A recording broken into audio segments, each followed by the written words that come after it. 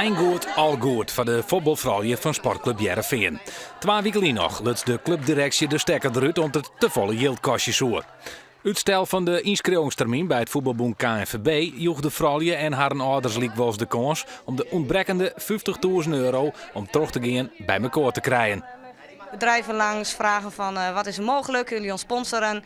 En daarbij heeft Gerrit Timmerman van Logistic Services gaat ons sponsoren voor €25.000. Dus dat kregen we vrij snel te horen. En toen dachten we, ja, nu hebben we de spirit. En als hij ons dat gunt, dan gaan wij gewoon als team ook die andere €25.000 binnenhalen. Die grootste geldshitter komt opvallend genoeg uit Venlo, dat ook een vrouwenteam actief is.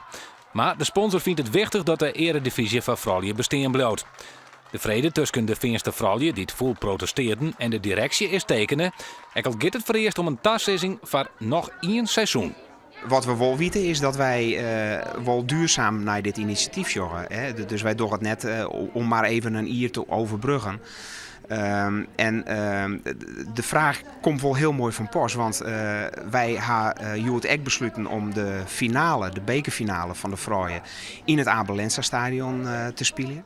De bekerfinale wordt spelen op 21 mei. Als het onder de directie leidt, zit het Abel Lenstra stadion vol, door een legere toegangsprijs te vregen. De opbrengst gaat naar de vrouwentak van de Veensters.